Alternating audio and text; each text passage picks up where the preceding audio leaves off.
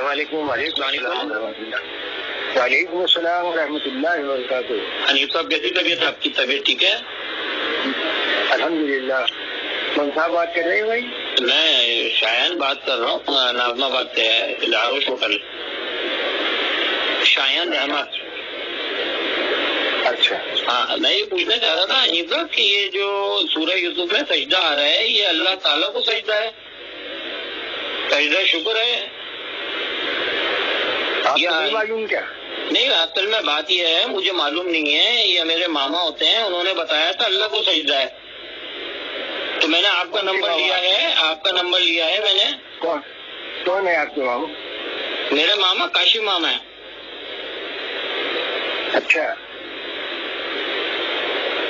میں نور الہی صاحب کا نور الہی ہے نا نازم آباد میں، جن کا انتقال ہو گیا. اچھا جی، میں ان کا پوتا ہوں. اچھا. جی دیکھیے وہ ہماری دعوت القرآن ہے، اس کی دوسری جلد میں سورہ یوسف کی تفسیر ہے، اسے آپ پڑھ لیں، مطالعہ کر لیں. تو وہ ہے نہیں میرے پاس.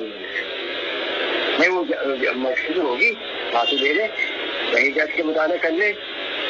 تو اس میں کیا لکھا ہوا ہے؟ ہمارے ناظرین سلمان صاحب، وہ ان سے بات کر لیں، وہ سمجھا دیں گے آپ کو. اچھا، ویسے ہی آپ کے اس میں جو ہے یہ سجدہ اللہ تعالیٰ کو ہے، یوسف علیہ السلام کو ہے؟ اللہ کے حکم سے ہے یوسف علیہ السلام کو. یہ تعظیمی ہے؟ یہ سب باتیں آپ کو معلوم ہو جائیں گی جب آپ دعوت القرآن کا مطالعہ کریں گے. اللہ کے حکم سے ہے، یوسف علیہ السلام کو ہے. جی، جیسے آدم علیہ السلام کو فرشتوں نے سجدہ کیا تھا. جی، مانتے ہیں آپ اس کو؟ جی بالکل. وہ اللہ کے حکم سے کیا تھا. اچھا جی، ڈاکٹر عثمانی کی انہوں نے کیسٹیں سنائی ہیں، کاشف ماما نے وہ انہوں نے کیسٹیں سنائی ہیں، اس میں وہ لہو کی زمین جو ہے. آپ ڈاکٹر عثمانی کی کیسٹوں کو چھوڑیں، آپ قرآن پہ چلے بس. تو ڈاکٹر عثمانی پھر قرآن کے خلاف گئے، کافر ہو گئے وہ تو. آپ دعوت القرآن کا مطالعہ کریں. بالکل. جی، میں بول رہا ہوں کہ ڈاکٹر عثمانی کو ہم چھوڑ دیتے ہیں نا، جب یہ ڈاکٹر عثمانی نے قرآن کے مطابق فیصلہ نہیں کیا.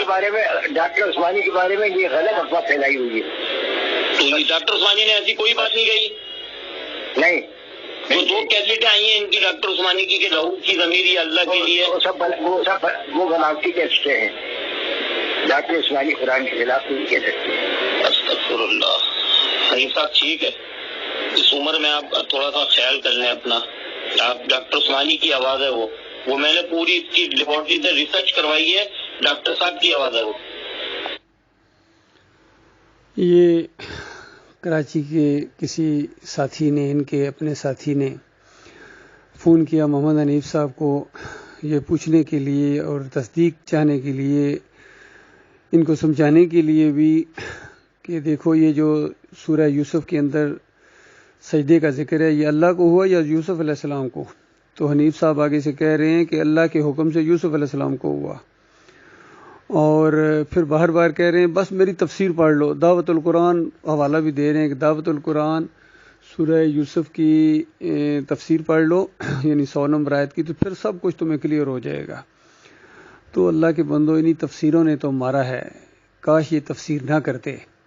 یہی بات ڈاکٹر عثمانی رحمۃ اللہ علیہ نے کہی تھی کہ کاش قرآن کو اپنے حال پر چھوڑ دیتے یہ مشرک مفسرین، تو یہ آج جو اسلام کا حلیہ بنا ہوا ہے یہ نہ بنتا. تو باقی دیکھیے کس قدر دیدہ اور دانستہ جھوٹ بول رہے ہیں کہ ڈاکٹر صاحب کی وہ آواز ہی نہیں، حالانکہ ڈاکٹر صاحب کی تشریح موجود ہے، مومنانہ تشریح، مومنانہ تفسیر اور خواب کی تعبیر جو یعقوب علیہ السلام نے بتائی ہے، اس طرف محمد حنیف صاحب نہیں آ رہے ہیں. تو کس قدر یہ افسوسناک بات ہے کہ ڈاکٹر صاحب کی آواز موجود ہے، سارے ساتھی پہچانتے ہیں، ساتھیوں کی گواہیاں ہیں اور بالکل قرآن کے مطابق ہے، سمجھ میں آنے والی چیز ہے. لیکن محمد حنیف صاحب کتنا بڑا جھوٹ بول رہے ہیں کہ یہ ڈاکٹر صاحب کی آواز ہی نہیں ہے، اور یہ بناوٹی وہ تقریریں ہیں، بناوٹی خود بنا لیے انہوں نے، اندازہ لگاؤ. تو یہ تو بالکل وہی بات ہے جب ان مسلک پرستوں کو ہم کہا کرتے تھے کہ تمہاری کتابوں کے اندر اس طریقے سے، وہ کہتے کسی اور نے ڈال دی. تو یہ وہی والا فلسفہ ان کا ہے، ذرا مختلف اینگل سے. تو یہ بہت بڑا ظلم، بہت بڑی زیادتی ہوئی ہے. اللہ کے بندو، میرے بھائیوں، اب بھی اگر آپ لوگوں کی آنکھیں نہیں کھلتی ہیں اس طرح اپنے امیر کی باتیں سن کر بھی کس قدر دیدہ دانستہ اور دن دہاڑے جھوٹ بول رہے ہیں، اور قرآن کی بات کو انہوں نے بالکل پس پوش ڈال دیا، اور پہلے کہتے ہیں ڈاکٹر عثمانی کو چھوڑو، یا ڈاکٹر عثمانی کو چھوڑو، تمہیں نہ چھوڑ دیں، تمہیں چھوڑ دیتے ہیں نا محمد حنیف صاحب، ڈاکٹر عثمانی کو کیوں چھوڑیں؟ مومن عالم دین کو چھوڑ کے ایک مشرک مفسر اور مشرک عالم دین کو پکڑ لیں، تو اس سے بڑی پھر جہالت کیا ہوگی؟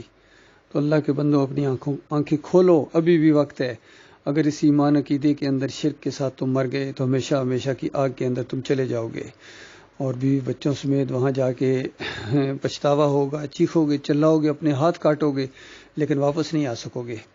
اس لیے آج انہوں نے اس موحد عالم دین کی قدر نہیں کی ہے جس نے توحید کی دعوت اٹھائی ہے۔ کتنے بڑے بڑے اکابرین، بڑے بڑے نام تھے، بڑی بڑی پگڑیاں تھیں، اس اللہ کے بندے نے اللہ کے وقار کے لیے، اللہ کی عزت کے لیے اور ایمان خالص کو آگے رکھا اور سب کو پیچھے کر دیا، اور کہا کہ سب جو ہیں جس نے بھی اللہ کی کتاب کے خلاف آواز نکالی ہے اس کا میں رد کرتا ہوں، بالکل وہ طاغوت ہیں، ان کا کفر کرنا چاہیے۔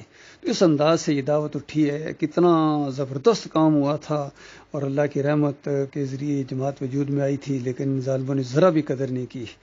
تو یہ ان کی بدبختی ہے، یہ ان کی بہت ہی زیادہ یعنی جو ہے نا بدبختی سمجھ لیجئے کہ اپنے جو خیر خواہ ہیں ان کی یہ قدر نہیں کر رہے ہیں، اور ہم ان کی خیر خواہ ہیں، یقین کیجئے، ان کی دعائیں بھی کرتے ہیں، ان کو سمجھانے کی بھی کوشش کی، کتنے اور ساتھی انہوں نے سمجھایا کہ دیکھو یہ جماعت کے اندر شرک نہ لاؤ، اس سے جو ہے نا بہت بڑا نقصان ہوگا، تو دنیا اور آخرت میں ذلت اور خواری ہوگی، اور ایمان کے اندر پھر شرک، یہی تو دعوت تھی، یہ جماعت تو بنی اسی بات کے اوپر تھی کہ دیکھو شرک نہیں کرنا ہے، شرک نہیں کرنا ہے، پھر شرک اگر کرنا ہے تو پھر اس کے بعد کس طرح آگ سے بچو گے؟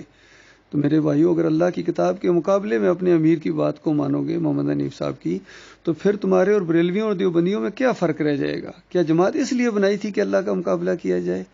بتاؤ، جماعت اس لیے بنائی تھی یا امیر اس لیے بنایا تھا، مرکزی شورا اس لیے بنائی تھی کہ اللہ کی کتاب کے مقابلے میں فیصلے کیے جائیں گے، یا نظم کے ڈنڈے سے وہ چیز منوائی جائے گی؟ اس لیے جماعت مضبوط کی تھی آپ لوگوں نے، جب مضبوط ہو جائے گی تو اللہ کا مقابلہ کریں گے، وہ اللہ کے بندوں نہیں مقابلہ کر سکتے ہو، اپنی آپ کو ہمیشہ کی آگ میں بھیجے جانے کے لائق کر لو گے، لیکن اللہ کے دین کا نقصان نہیں کر سکتے ہو۔ اللہ کا دین اپنی جگہ قائم ہے، ایماندار مخلص جو ہیں اپنی جگہ قائم ہیں، اور پھر دوبارہ منظم ہو گئے ہیں، اور انشاءاللہ پہلے سے زیادہ اس جماعت کو مضبوط کریں گے، پہلے سے زیادہ ہمارے جو ساتھی ہیں، مخلص ساتھی ہماری طرف تو جو کر رہے ہیں الحمدللہ، اور آہستہ آہستہ لوگوں کی آنکھیں کھلتی جا رہی ہیں۔ اللہ تعالیٰ باقی لوگوں کی جو سوئے ان کی بھی آنکھیں کھولے مالک، اور اس شرک سے ان کی جان بچے۔ خود حنیف صاحب کو بھی اللہ تعالیٰ توبہ کی توفیق عطا فرمائے۔